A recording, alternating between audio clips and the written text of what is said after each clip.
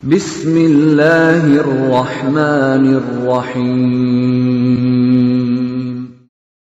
وَلْتَكُنْ مِنْكُمْ أُمَّةٌ يَدْعُونَ إِلَى الْخَيْرِ وَيَأْمُرُونَ بِالْمَعْرُوفِ وَيَنْهَوْنَ عَنِ الْمُنْكَرِ.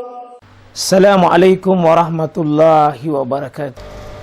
Hadis dari Abdullah ibnu Umar, sahabat Nabi yang setia dengan Nabi, bahkan orang yang paling mirip ibadahnya itu adalah Ibnu Umar.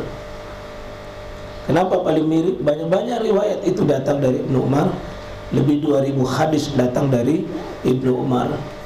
Padahal umurnya masih sangat junior sekali, sangat muda sekali. Artinya apa? Banyaknya ilmu yang dapat Ibnu Umar karena kesetiaannya dengan ilmu, kesetiaannya dengan Nabi Sallallahu Alaihi Wasallam. Beliau adalah seorang sahabat ranking 2 dari seluruh sahabat riwayat hadis Nabi Sallallahu Alaihi Wasallam. Seperti salat jenazah 4 kali takbir yang paling banyak riwayatnya itu adalah riwayat Ibnu Umar. Kita juga salat Aidul Fitri, Aidul Adha, itu riwayat juga Ibnu Umar dengan apakah menurunkan tangan kalau untuk takbir, itu riwayat Ibnu Umar. Ibnu Umar yang meriwayatkan tentang hal itu, dan tawakuf pada Ibnu Umar, berhenti pada Ibnu Umar. Tapi ibadah seperti ini karena tidak ada ruang dan peluangnya Ibnu Umar untuk berijtihad sendiri, maka dia gitu namanya secara sanad, secara sanad riwayatnya mauquf pada Ibnu Umar, tetapi secara makna itu namanya rafa. Ingat ada hadis kita sering mengatakan dirafa'kan sama Nabi, padahal tidak sampai sama Nabi dalam sisi sanad, tapi dirafa'kan, maksudnya disandarkan pada Nabi sallallahu alaihi wasallam. Bapak dengar istilah itu? Ada istilah hadis mauquf tapi dirafa'kan pada Nabi. Artinya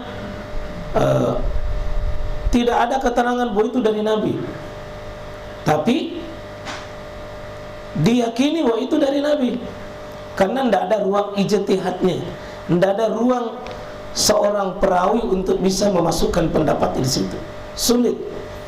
Itu namanya mauquf, berhenti sama perawi, yakni sahabat, sahabat, tetapi secara makna tidak mungkin sahabat itu berpendapat sendiri. Itu kalau antum mendengar hadis-hadis seperti ini, butuh kecermatan tersendiri, karena biasa ribut juga kalau dia tidak dipaham di situ. Nah, coba kita kembali ke hadis Nabi Sallallahu Alaihi Wasallam. Jadi ahazar Rasulullah SAW. Jadi Nabi SAW itu memegang pundaknya sebagai tanda seriusnya Nabi itu, dan sebagai metode pendekatan Nabi pada sahabat yang mau diberi ilmu, dipegang pundaknya,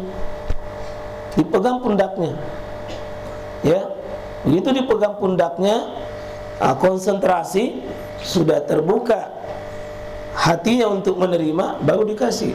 Itu Pak, kadang-kadang ilmu kalau disampaikan pakai metode, salah satu metodenya metode pegang pundak. Ini yang talaki, yang langsung berjumpa dengan yang sifatnya secara fardiyah, yang secara perorangan. Kalau secara berjamaah tentu sulit pakai ini. Nabi pakai metode-metode lain. Itu diambil pundaknya nih. Di sini bimangki bayi, bisa juga bimangki bayi ini. Nih, kalau Bapak dengarkan cara membacanya itu banyak yang ada bimangki bayi, ada bimangki bayi. Faqal, ini nasihatnya, wasiatnya Nabi SAW. Kun fid dunya garibun. Ibnu Umar, kau jadi di dunia ini seperti seorang asing di dunia ini. Anggap duniamu ini kampung asing, tempat asing. Ya, bayangkan Pak kalau kita berada di sebuah tempat yang asing, ya, kita belum terlalu akrab dengan di situ. Ya, tentu kita mengatakan, saya tidak mau lama-lama di sini karena asing. Ya, saya tidak mengumpulkan sesuatu untuk di sini karena saya akan ada tempat yang akrab dengan saya, ada tempat yang dekat dengan saya, ada tempat yang hakiki buat saya. Itu seolah-olah Nabi antar Ibnu Umar, tempatmu di dunia ini seperti asing. Dan wahai orang yang berpola Ibnu Umar, jadikan dunia ini jangan kau pernah merasa seperti tempat tinggalmu, jangan kau pernah merasa tempat hakikimu, tapi surga itulah tempatmu yang hakiki. Ini jauh ya, kalau orang meninggalkan dunia ini, mati, maka dia pergi pulang kampung di tempat asalnya. Dan kalau jiwa ini melekat bagi diri kita ya ikhwah, maka kita tidak larut dengan kesedihan. Suami kita meninggal, ya mungkin air mata menangis karena sebuah kenangan hidup yang begitu banyak, tapi akan lebih dominan keyakinan yang ada dalam siraman kalbu kita mengatakan, suamiku tidak kemana, dia pergi di kampung halamannya istirahat betul, dia pergi berjumpa dengan Allah, dia pergi terima gaji hidupnya, itulah mati, sehingga tidak larut dengan sebuah kesedihan. Nah, yang begini juga akan mengantar pola hidup kita benar. Kita terlalu sibuk, tidak terlalu sibuk dengan sesuatu yang sifatnya dunia untuk dunia. Tapi kalau dia sibuk kelihatannya dunia, dia kemas dunianya untuk kampung halamannya. Saya biasa lihat orang Jawa di sini bagus, Bang. Dia sibuk cari uang, tapi begitu dia dapat, bukan di sini bangun rumah, dia pulang, nah kirim kembali uangnya kemana? Ke kampung halamannya di sana. Rumahnya bagus, dia fasilitasi orang tuanya, dia fasilitasi keluarganya, pekerjaannya di sini sederhana, tapi di sana sukses. Apa dia bilang? Suksesnya tahu di kampungnya orang begini-begini je kerjanya, tapi di kampungnya aslinya hebat. Begitu orang mukmin, Pak.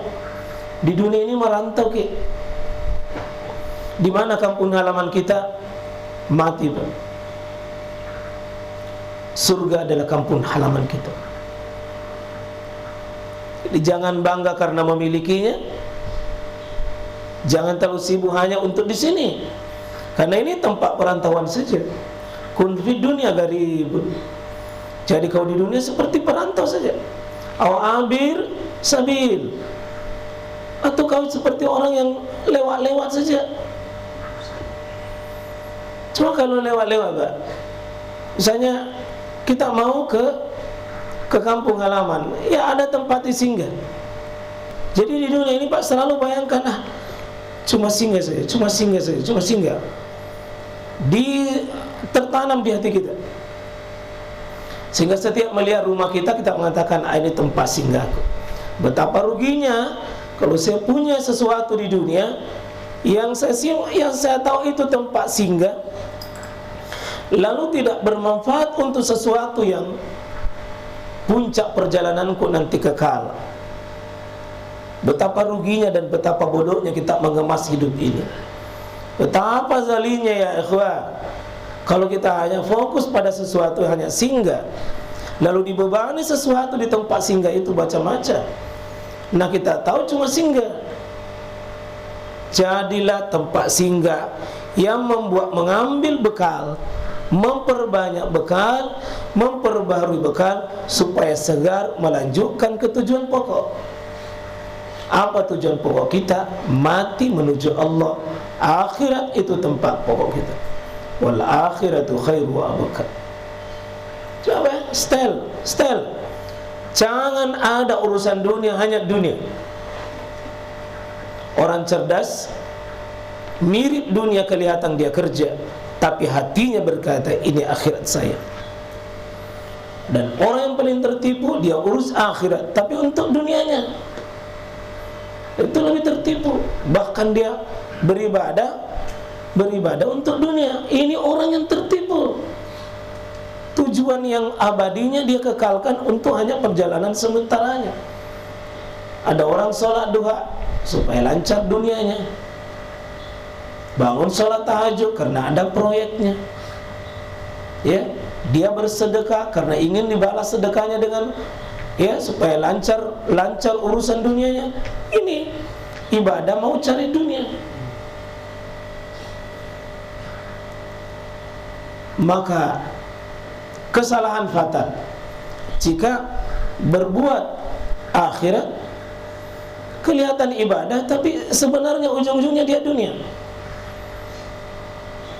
Tertipu, dan itu bisa kemusyrikan, dan itu kesalahan, dan itu termasuk dari menyembah dunia. Jemaah sekalian, ciri-ciri penyembah dunia, beribadah pun kemasan akhirat wajahnya, tapi ujungnya dia punya niat untuk dunia. Ya, dia pergi umrah supaya dunia, dia pergi haji untuk dunia, dia bersedekah untuk dunia, dia cari berkah Jumat berkah untuk dunia,